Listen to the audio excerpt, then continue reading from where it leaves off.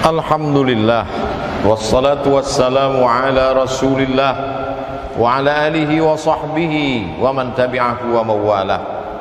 Asyhadu an la ilaha illallah wahdahu la syarika lah wa asyhadu anna sayyidana Muhammadan abduhu wa rasuluhu la nabiyya ba'dah. Allahumma salli ala sayyidina Muhammadin an-nabiyil ummi wa ala alihi wa sahbihi wa barik wa sallim. Qala Allah Ta'ala fil Qur'anil 'azim wa huwa asdaqul qailin. A'udzu billahi minasy syaithanir rajim. Ya ayyuhalladzina amanu taqullaha haqqa tuqatih wa la tamutunna illa wa antum muslimun. Wa qala ta'ala fi ayatin ukhra.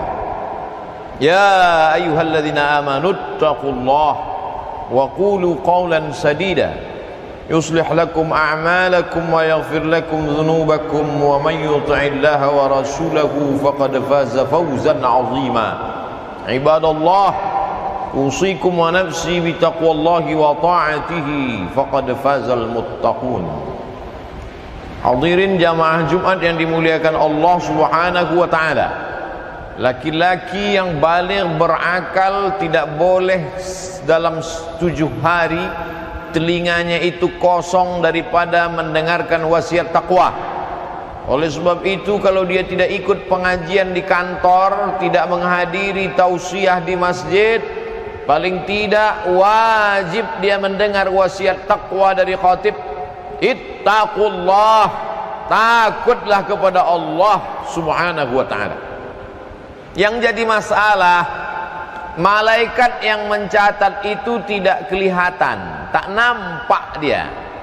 Buku yang menjadi catatan amal itu pun tidak nampak. Sorga dan neraka juga tidak nampak. Malaikat maut tak nampak, roh tak nampak, dan puncaknya Allah pun tak nampak. La tudrikuhul absaru, dia tak bisa ditangkap oleh mata. Wa huwa yudrikul absara, tapi dia bisa melihat mata. Kita punya mata tapi tak bisa melihat mata kita, tapi dia melihat mata kita. Wa huwal latiful khabir, dia maha halus, dia maha tahu segala yang tersembunyi. Sekarang kita sedang berhadapan dengan manusia modern yang hanya percaya pada yang dia lihat. Kalau tidak bisa dilihat, tidak bisa dipegang, tidak bisa disentuh, tidak bisa ditangkap dengan panca indera, maka dia tidak ada. Filsafat itu namanya filsafat wujudiyah. Wujudiyah diambil dari kata materi. Materi artinya benda. Materialisme orang yang hanya percaya kalau dia ada. Ini bukan aliran modern. Ini aliran sudah ada sebelum Nabi Muhammad SAW datang. Bisa kita lihat dalam surat An-Nisa ayat 153. A'udzu billahi minasy syaithanir rajim. Yas'aluka ahlul kitab. Orang Yahudi meminta kepada Nabi Muhammad sallallahu alaihi wasallam an tunazzila alaihim kitaban minas sama'. Mereka mau melihat kitab itu turun dari langit dalam bentuk nyata, bukan wahyu yang masuk ke dalam hati Nabi. Mana Jibril itu? Mana kitab itu? Kenapa dia tidak kertas yang melayang-layang dari langit? Minas sama, kitaban, dalam bentuk buku dari langit. Barulah kami percaya. Apakah mereka itu melakukan perbuatan jahat kepada Nabi Muhammad SAW? Mereka tidak jahat seperti Abu Jahal, Abu Lahab. Perbuatan mereka melawan bukan dengan kekerasan, dengan senjata, tapi dengan perang pemikiran, brain wash, brain otak, wash cuci otak. Begitu yang dilakukan Yahudi menghadapi Nabi Muhammad SAW. Maka Allah mengingatkan Nabi Muhammad SAW, kalau hari ini orang Yahudi meminta engkau untuk menunjukkan mana kitab yang turun dari langit dalam bentuk kertas, faqad sa'alu Musa akbara min dzalik. Ingatlah wahai Muhammad sallallahu alaihi wasallam, mereka dulu meminta kepada Nabi Musa lebih hebat, lebih dahsyat, lebih parah, lebih kufur, lebih ingkar daripada itu. Apa yang mereka minta? Faqalu, mereka berkata, arinallaha jahrah, tunjukkan kami Allah itu nyata. Jahrah, jelas. Mana Tuhan itu? Mana Tuhan itu yang nyata? Baru kami percaya. Kita pun sekarang sedang menghadapi manusia-manusia seperti itu.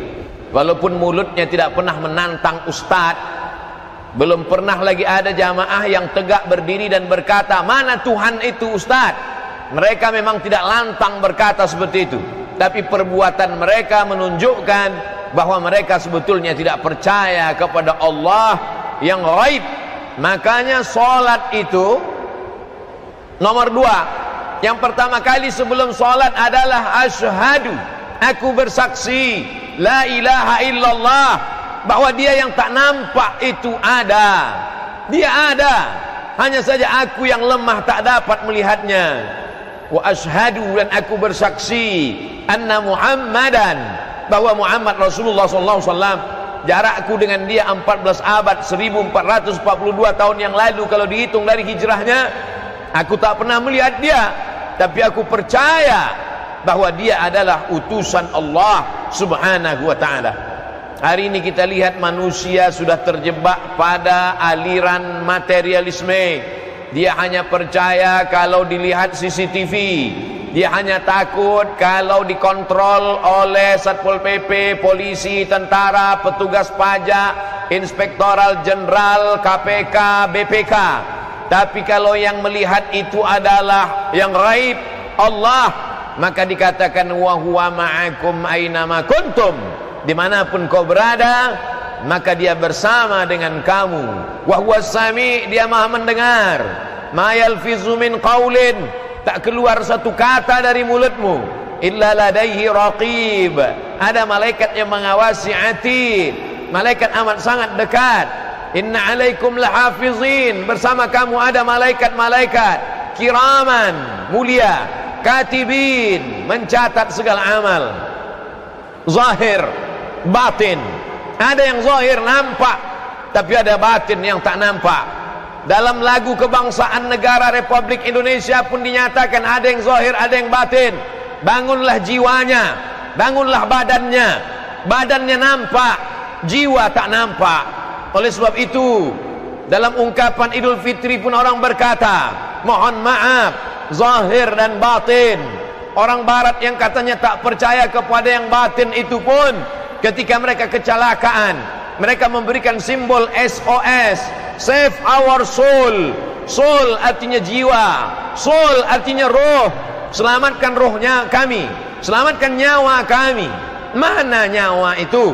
Ada orang pernah melihat nyawa?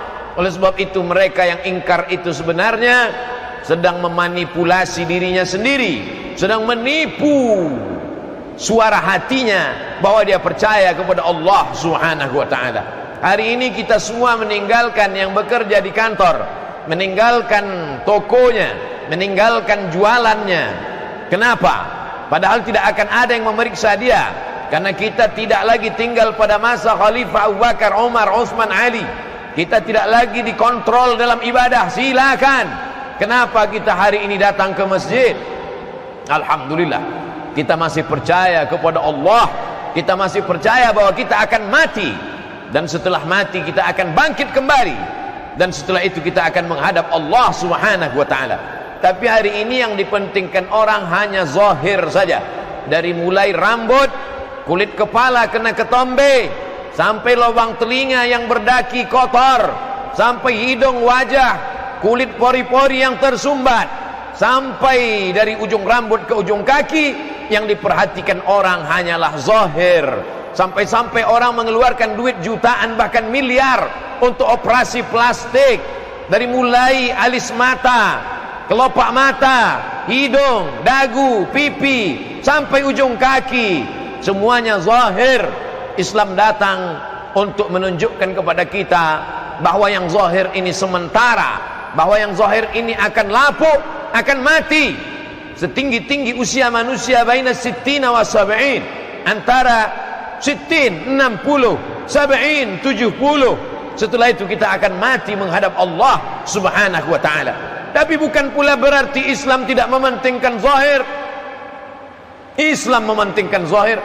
Makanya sebelum kita sholat ada namanya fikih taharah, bersuci, membasuh kemaluan dengan air, mandi, sunnah mandi hari Jumat. Apa maknanya? Islam mementingkan zahir. Makanya ketika melihat wajah di cermin, orang disuruh, diperintahkan untuk seimbang. Allahumma kama hassanta khalqi, sebagaimana kau perbaiki bentuk zahirku, hidungku, wajahku, mataku, kepalaku, fahassin khuluqi, maka perbaiki jugalah akhlakku. Innallaha la yanzuru ila ajsamikum, Allah tak melihat bentuk tubuh kamu, yang gemuk, yang kurus, yang tinggi, yang pendek, yang hitam, yang putih. Wala ila suwarikum, Allah tak melihat rupa kamu, yang mancung, yang pesek, yang buruk, yang jelek. Walakin yanzuru ila qulubikum, yang ditengok, yang dipandang Allah adalah hati kamu. Kenapa yang dilihat hati? Karena dalam hati itulah iman. Kenapa yang dipandang hati? Karena dalam hati itulah bersemayamnya bisikan-bisikan setan. Alladzi yuwaswisu fi sudurin nas minal jinnati wan nas. Oleh sebab itu Islam amat sangat menganjurkan umatnya untuk memperhatikan kesucian hati. Ala fil jasadi mudghah, ketahuilah dalam badanmu itu ada segumpal.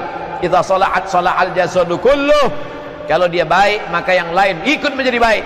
Kalau yang segumpal itu baik, matamu menjadi baik. Kalau yang segumpal itu baik, maka kepalamu menjadi baik.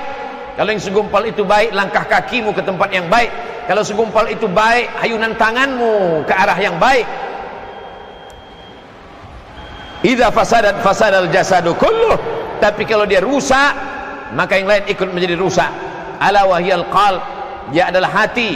Yang lain mengatakan jantung, jantung atau hati. Sebagian mengkombinasikan antara keduanya, jantung hati. Di sanalah bersemayam. Oleh sebab itu kita selalu mengusir bisikan-bisikan itu dengan berzikir.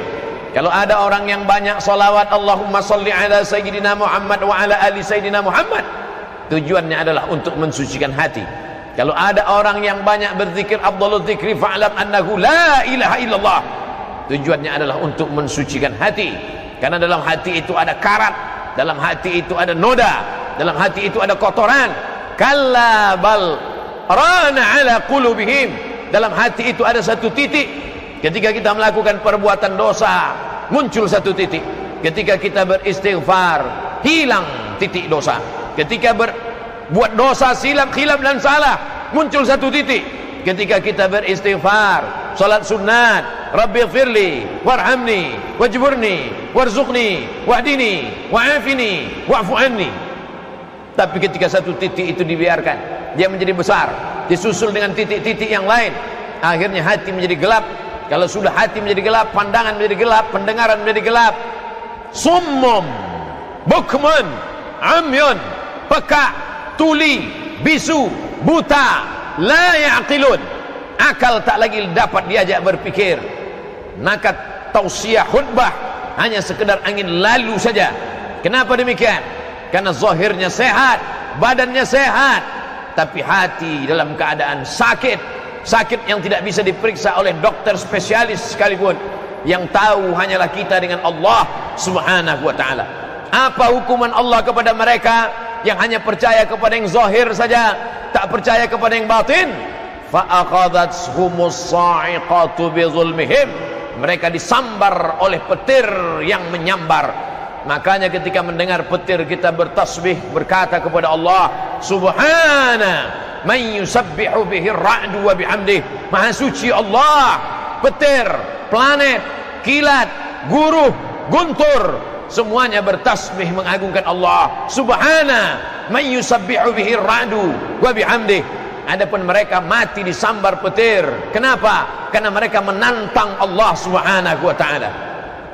Summat takhadhul ijla min ba'di ma ja'atshumul bayyinat, mereka menyembah patung anak sapi yang dibuat oleh Samiri, padahal sudah datang kebenaran. Nabi Musa sudah datang, Taurat sudah datang, tapi mereka tetap mengesampingkan kebenaran. Kalau ada orang yang tidak menerima kebenaran karena Nabi belum datang, kita tidak berjumpa dengan Nabi, tapi pewaris Nabi sudah datang. Al-ulama warasatul anbiya, ulama pewaris para Nabi. Tapi kalau tetap juga mencari-cari anak sapi, tetap juga menyembah makhluk, maka sesungguhnya apa yang akan terjadi? Allah akan menurunkan hukuman. La ta'murunna bil ma'ruf, ajak orang berbuat baik, wala tanhauna 'anil munkar, larang orang dari perbuatan mungkar. Tidak ada kemungkaran yang lebih hebat daripada menggantungkan harapan kepada selain Allah. Bani Israel menggantungkan harapannya kepada patung anak sapi. Bagaimana dengan manusia modern? Menggantungkan harapan pada SK, menggantungkan harapan pada gaji 13, menggantungkan harapan kepada ruko, menggantungkan harapan kepada kebun. Ketika hasil tidak sesuai, maka muncul kekufuran kepada Allah Subhanahu wa taala. Kita disuruh berusaha. Idza qudiyatis shalah, kalau salat sudah dilaksanakan, fantashiru fil ard, bertebaranlah di atas muka bumi. Kita memang disuruh untuk mengurus kebun, tapi jangan hanyutkan harapan, gantungkan harapan kepada makhluk, karena kita akan kecewa. Gantungkanlah harapan kepada Dia, hayyun la yamut, Dia maha hidup dan Dia tidak akan pernah mati. Allah hukumkah mereka? Fa'afauna an dzalik, kami maafkan mereka, kami maafkan salah mereka. Allah memberikan kabar gembira pada kita. Kita pernah silap, kita pernah salah. Maka momen Muharram 1442 Hijrah memang betul-betul hijrah. Tinggalkan perbuatan kemusyrikan, menggantungkan harapan kepada selain Allah. Fa'afauna an dzalik, kami maafkan, kata Allah Subhanahu wa taala.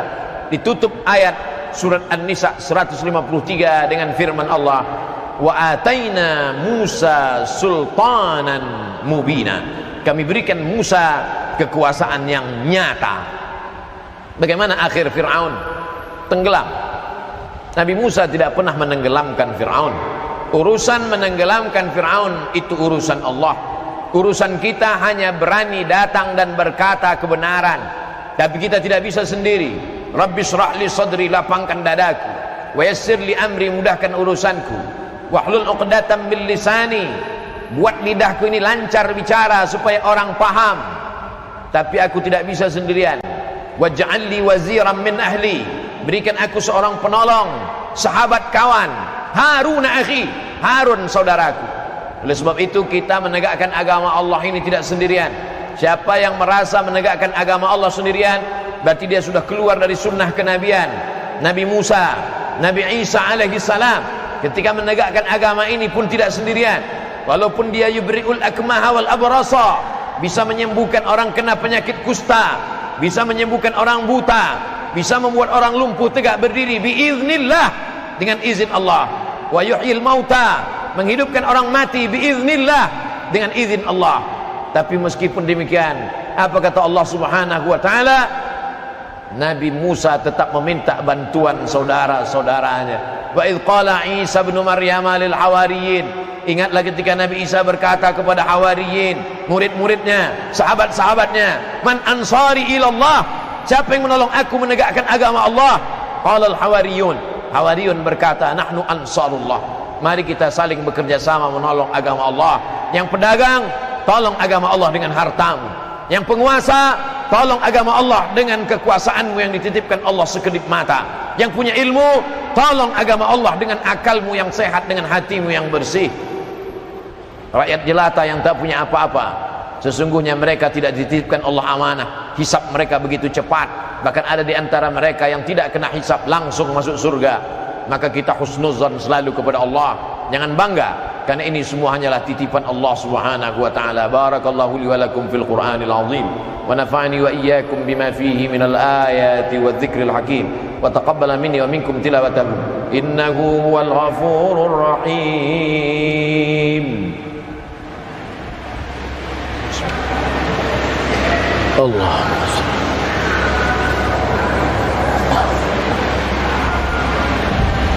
Alhamdulillahilladzi bi ni'matihi tatimmus shalihat, wassalatu wassalamu ala sayyidis sadat وعلى آله وأصحابه أهل الفضائل والكرامات. أشهد أن لا إله إلا الله وحده لا شريك له، وأشهد أن سيدنا محمدا عبده ورسوله وصفيه من خلقه وخليله، أدى الأمانة وبلغ الرسالة ونصح للأمة وتركنا على المحجة البيضاء ليلها كنهارها لا يزيغ عنها إلا هالك. اللهم صل على سيدنا محمد وعلى آل سيدنا محمد كما صليت على إبراهيم وعلى آل إبراهيم إنك حميد مجيد. اللهم بارك على محمد وعلى آل محمد كما باركت على إبراهيم وعلى آل إبراهيم إنك حميد مجيد. قال الله تعالى في القرآن العظيم وهو أصدق القائلين: أعوذ بالله من الشيطان الرجيم، بسم الله الرحمن الرحيم، والعصر إن الإنسان لفي خسر إلا الذين آمنوا وعملوا الصالحات وتواصوا بالحق وتواصوا بالصبر. وقال تعالى في آية أخرى: إن الله وملائكته يصلون على النبي يا أيها الذين آمنوا صلوا عليه وسلموا تسليما. اللهم اغفر للمسلمين والمسلمات والمؤمنين والمؤمنات الأحياء منهم والأموات برحمتك يا أرحم الراحمين. اللهم أعز الإسلام والمسلمين واخذل الكفرة والمشركين ودمر أعداءك أعداء الدين. اللهم انصر إخواننا المجاهدين المظلومين في فلسطين وفي روهينجا ومن مشارق الأرض إلى مغاربها. اللهم ادفع عنا الغلاء والوباء والفحشاء والربا والزنا والمنكر من بلدنا هذا خاصة ومن بلدان المسلمين عامة. لا تدع لنا في مقامنا هذا وفي ساعتنا هذه ذنبا إلا غفرته، ولا هما إلا فرجته، ولا دينا إلا قضيته، ولا مسافرا إلا وصلته، ولا مريضا إلا شفيته، ولا ميتا إلا رحمته، ولا حاجة من حوائج الدنيا والآخرة لك رضا ولنا فيها صلاح إلا قضيتها ويسرتها يا رب العالمين. عباد الله، أوصيكم ونفسي بتقوى الله وطاعته فقد فاز المتقون. إن الله يأمر بالعدل والإحسان وإيتاء ذي القربى وينهى عن الفحشاء والمنكر والبغي يعظكم لعلكم تذكرون. فاذكروا الله العظيم يذكركم واسألوه من فضله يعطكم.